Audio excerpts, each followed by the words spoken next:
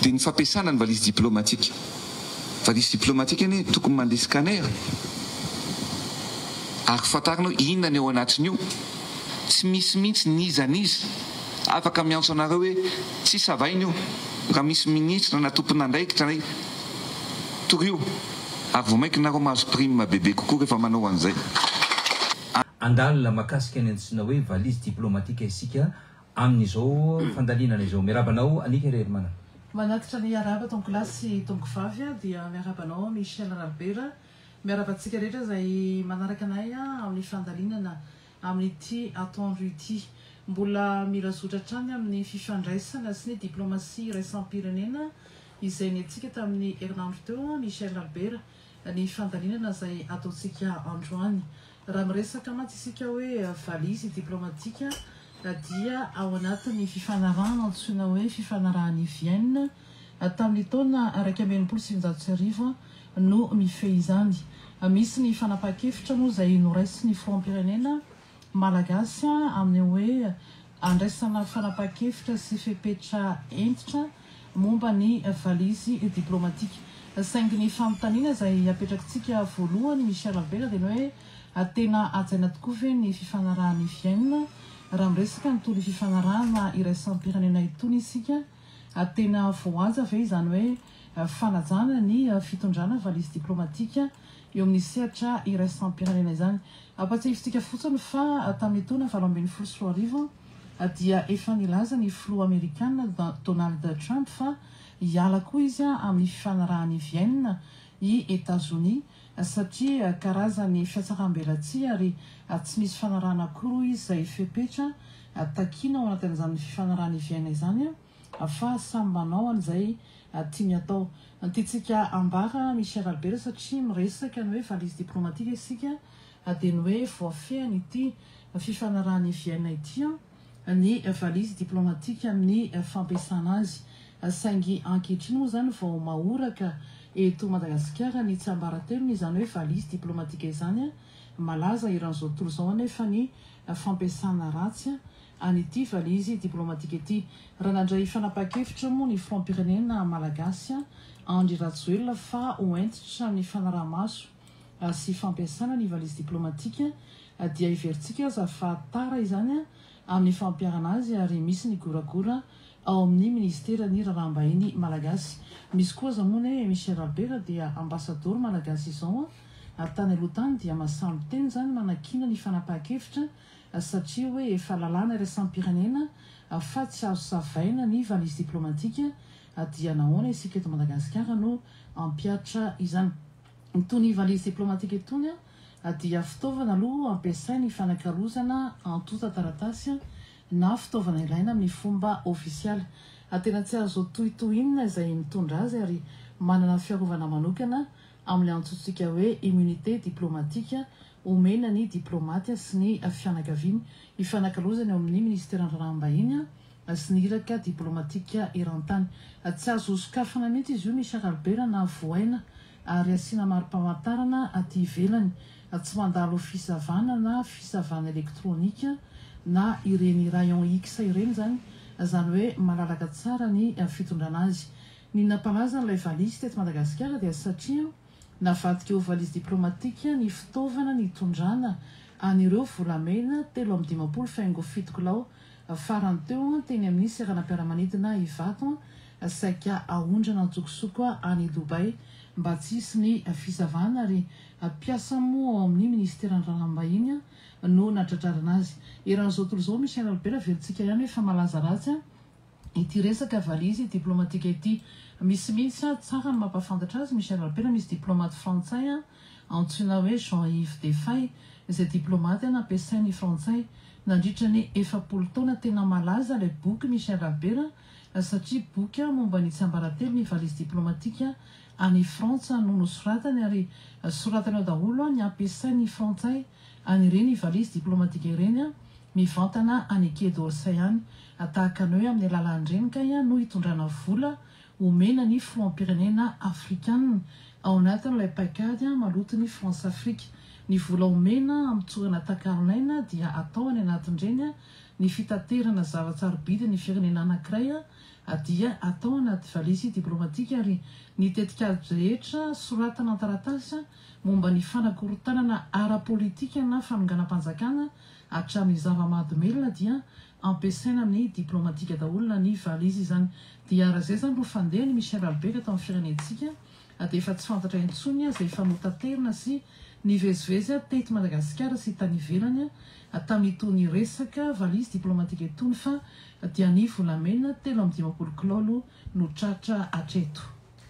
Diplomasia ny tsy maty manota ny diplomasia n'izao tontolo izao, diplomasia ny fihetsaram-belatsy, ny fifanarahana resam-pirenena mihitsy an'ikareny manana amin'ny ankapobeny no tsy ho ajaina ary ny firenena madinika tahaka atsika eto Madagasikara sy ny firenena afrikana dia kinga tokoa ny communauté internationale manery atsika apiatra ny fifanarahana iresa-pirenena anisan'izamo ny fifanarahan'ny Vienne izay mamaritra ny resaka diplomasia ny amin'ny hoe tsy azon'ny diplomaty ataony ny maneho hevitra any amin'ny firenena iasany indrindra moa fa maneho hevitra vantana amin'ny vahoaka fa amin'ny alalan'ny taratasy soratana any amin'ny ministera ny raharaham-bahiny no anehoany ny fomba fijeriny raha miresaka ny raharam-pirenena izay iasany ireto diplomaty reto. Anisan'izany moa no nahatonga ny nahazona ny persona non grata an'ireo ambassadeur frantsay sy ny masovoan'ny vondrona Europeana ny asa teto Madagasikara satria nitsapaka tsy nanaja loatra ny fiandrianan'ny firenena malagasy ary nanitsakitsaka ny lalàn'ny Vienne atao anatin'ny fanehon-kevitra izay nataony. Ireny no anisan'ny kian'ny Donald Trump satria feno fiatsaram-belatsy raha nambarany Trump moa tamin'izao fiverenany ao amin'ny Maison Blanche izao indray. Fifanarahana resam-pirenena maro no tsy voahaja amin'ny resaka hoe valizy diplomatika. Inona marina ny finosony zany valizy diplomatika zany anikareny manana ary dia mampiahiabe ihany efa nisy resaka moa teto amintsika mahakasika ny fidirana valizy diplomatika teto Madagasikara hoe misy zavatra hafahafa finosiny ao anatin'izany saingy noho ny itony fifanarahany Vienne itony dia tsy azo natao na inona izany valizy diplomatika izany. Efa nitranga ihany koa ane io anikareny manana tany Cameroun taona vitsy lasa izay ary tsy nanaiky amin'izao fotsiny aloha ny firenena Camerounais fa dia nosavaina tokoa izy iakory moa fa dia fitaovam-piadiana entina matsina ny Boko Haram izay ambarany reto tandrefana ireto fa ny Boko Haram dia anisan'ny mpampiorory eran-tany ka tokony adivan'izao tontolo izao kanefa ay izy ireo ihany zany mamatsy fitaovam-piadiana ho an'izany Boko Haram zany. Ny dikan'izany ny valizy diplomatika dia mifono hevitra feno fiatsaram-belatsy sy tsy maty manota no finosina ao anatiny. Ny ambarany reto tandrefany reto imasom-bahoaka dia ny amin'ny hoe miady amin'ny asa fampiororona, miady amin'ny fanonganam-panjakana ary tsy mankasitraka ny fanonganam-panjakana fa firy tamin'ireo fanonganam-panjakana nitranga taty Afrika moa anotanteraka raha tsy tao-ambadika tokoa ireto vahiny avy any ivelany indrindra fa ireo firenena-dehibe ary nampiasaina matetika tamin'izany ny valizy diplomatika mba andefasana ny fifandraisana amatsiana vola ho an'ireo mpanonga-panjakana sy ireo everina fa afaka iaro ny tombotsoan'ny tandrefana ka anozongozona izay mianohitra ny tombotsoa tandrefana tahaka an'izany. Izany no zavanitranga teo amin'ny tontolon'ny fifandraisana iresa-pirenena ary voaitsakitsaka ny fiandrianan'ny firenena aty Afrika sy ny firenena madinika ary izy ireo moa dia anisany tsy manaja mihitsy an'itony fifanarahany itony fa rehefa ny firenena madinika no voasolafaka mety misy fahadisoana dia miazakazaka tokoa izy ireo ary tsy mijanona fotsiny amin'ny fanambarana sy ny fanehon-kevitra miafara hatramina amin'ny fanasaziana mihitsy. Kanefa ny zavanitranga raha ny teto Madagasikara fotsiny no resahana dia ireo firenena afrikana maromaro misy amin'ireo mpanao politika no nampiasainy ny frantsay ohatra no manana ny anjara briky be dehibe tao anatin'izany amin'ny alalan'ny France Afrika amin'ny fanonganam-panjakana ny tranga teto satria tsy nisy fanonganam-panjakana ny tanteraka taty Afrika raha tsy ny firenena frantsay izay tompon'ny firenena no zanahany no manetsiketsika an'izany izy no mikopaka ny mafana sy mangatsika. Mbola zany ihany ny zava-pinosony tony valizy diplomatika itony rariny sy itsiny raha to ka tsy asiana intsony ny hoe fanavahana fa tokony tena hosavaina satria rehefa voaitsakitsaka ihany ny lalàn'ny Vienne amin'ny alalan'ny valizy diplomatika dia sy ny fifanarana iresa-pirenena nahoana tokoa moa isika eto Madagasikara anotsy anao tahaka an'izany no amin'ny hoe satria zavatra hafahafa na zava-dalina tokoa nofinosy ny valizy diplomatika rary ny rananobe baiko ihany koa ny mpitondra malagasy ny amin'ny tokony savana tsy asiana kanavaka fa mbola ifanohitra nefa zany rehetrarehetra zany rehefa miresaka politika isika anika rery manana satria ny mpanao politika malagasy moa dia tsy nipetraka loatra ny amin'ny hoe ity ny foto-kevitra mazava tokony ho an'ny firenena sy ho tombontsoa ny firenena fa lasa makany amin'ny fankahalana sisa ny fomba fanoherana ny hevitra eto amintsika ka raha misy ary ny hevitra tsara na avy any amin'ny fanoherana na avy any amin'ny mpitondra ka mahasoa ny firenena dia lasa tsy ankasitrahan'ny anankiray izany faneho-kevitra na ny fanapaha-kevitra raisina izany kanefa dia tena tombontsoa ambony ny firenena ahoana tokoa moa no ahafantarantsika n'ireo zavatra mivoaka eto Madagasikara na ninona ny lasa mpanankarena be ary tompony volamena maro anisa ao amin'ny tahiriny frantsay kanefa tsy manana na dia raigrama kory aza avy any ambanin'ny tany any dia izany moa anisan'ny mampieritreritra daholo zany anika rery manana fa hoe mifono fiatsaram-bela tsisy fanabakana itony valizy diplomatika itony ary ampiasaina anaovana osoka ihany koa tahaka an'izay nitranga teto Madagasikara ary izay no everitsika fa hoe rary ny sitsiny tokoa raha toka isy ny fanapaha-kevitra amin'ny fisavana ireny valizy diplomatika ireny. Everitsika fa tena zava-dehibe ny fanapaha-kevitra moa Michel Albert ary tsy hijanona fotsiny amin'ny fisavana sy fanaraha-maso ny valizy diplomatika fa fanaraha-maso mihitsy angamba ny fihetsika reto diplomate ataontsika hoe mandehandeha mivezivezy manao hiraka manao mission eto Madagasikara ireto voaingana isika no nitondra reportage ny Michel Albert sy ataontsika hoe fanambarana tokony andraikitra ambony hoe inavy reny hiraka samihafa mandeha hatrany fotony ireny na makasika ny diplomasia na makasika andreny hoe vahiny avy any ivelany izay ao anatin'ny fahazahoana ny fiarovana ny immunité parlementaire ireny ary lafinjavatra faharoa tena tsoahana satria fandalinana moa no ataontsika Michel Albert isika tsy mijanona aminao hoe ity ny zava-misy anankiray dia mifantoka amin'iny fa raha miresaka antony hoe fifanarahany Vienne itony isika izay fifanarahana iraisam-pirenena ary nosony avintsika eto Madagasikara ny Amerikanina za moa zany ny filoha Donald Trump efa niteny fa hiala tamin'ny taona 2014 isika tsy miteny tokony hiala isika na hijanona amina fifanarahana tahaka antony fa raha miresaka ingentsika Michel Albert hoe ny lalàna sy ny fepetra ny CITES dia fifanarahana iraisam-pirenena zany itsika tsy afaka mivarotra malalaka andreo hazo sarobidy na ny arena eto Madagasikara dia fifanarahana iraisam-pirenena daholo zany fa saingy ny firenendehibe zany Michel Albert na dia ataontsika hoe nanao sonia azy izy dia vitany tsy mampianatra azy tsy mampiatra amin'ilay lalàna rehefa tsy amin'ny tombontsoany na dia hoe soniavany ireo firenena mikambana ao anatin'ny firenena mikambana aza ny lalàna anankiray dia avoaka dia tokony anakery dia anaiky ny rehetra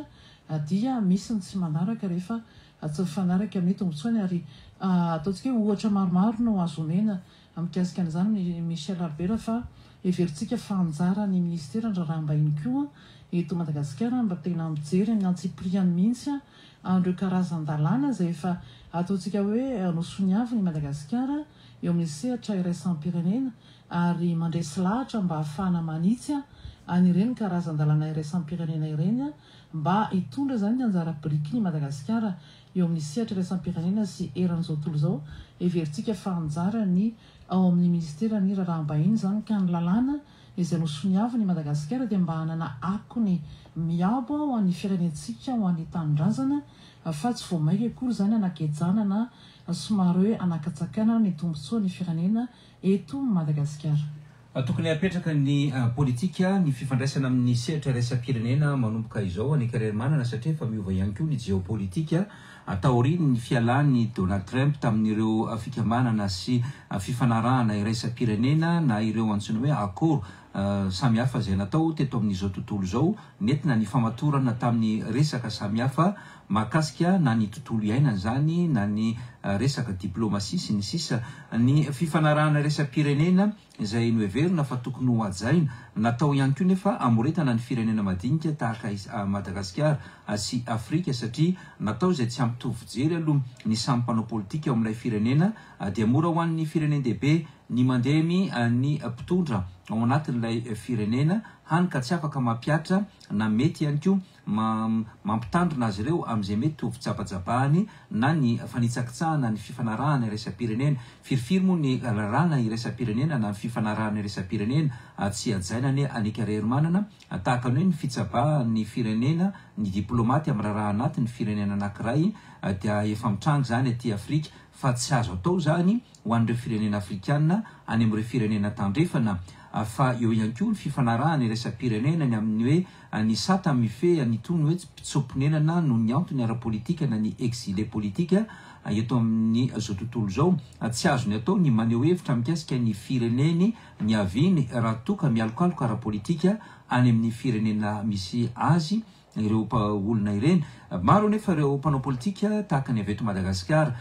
ny antony moa dia mety noho ny disadisa ara-politika mety noho ny zava-nitranga fanenjehana ara-pitsarana noho ny eloka be vava vita ny mpanao politika na olona efa nitantana teto amin'ny firenena lasa mandositra mialokaloka any ivelany saingy ny zava-misy amin'izao fotoana zao dia malalaka dia malalaka ny fanehoan-kevitra ataon'ireny olona ireny amin'ny alalan'ny tambatsotra serasera miresaka an'izany politika miresaka ny raharaha ny firenena mety hiteraka savorovoro ao anatin'ilay firenena tsy ny androany ihany no resantsika nikarery manana fa ny taona maro ny fandimy hatramin'izay nisy tony tambatsotra serasera itony dia tsy voaja izany fifanarahana iresa-pirenena izany tsy mitsangana amin'izany anefa ny firenena dehibe fa raha ohatra ka every fa miaro ny tombotsoany zany fanelingelenana ny firenena ny avin'ireny olona ireny dia tsy mampaninina azy mampiteny azy lava eo fa raha tokoa manelingelina azy ka manohitohina nefa dia avy hatrany izy dia mampiatra ny tony fifanarahana iresa-pirenena itony noho izany mbola tokony hijanona ve sa tsy hijanona tokony misy ahitsy ve sa tokony misy amboarina ny fifanarahana iresa-pirenena tokony ho dinihina lalina ve ifampiarahana ao anatin'ny firenena rehefa misy fifanarahana atao soni fa tsy avy hatrany koa dia soniavina daholo izay mety ho fifanarahana iresa-pirenena satria nahoana moa tsy arahana amin'ny vahoaka izay everina fa mety ho voafatotra zany itony fifanarahana iresa-pirenena itony hatreo ny fandalianantsika ry tompo lasy tongovavy ankasitrahanantsika rehetra naharitra hatramin'ny farany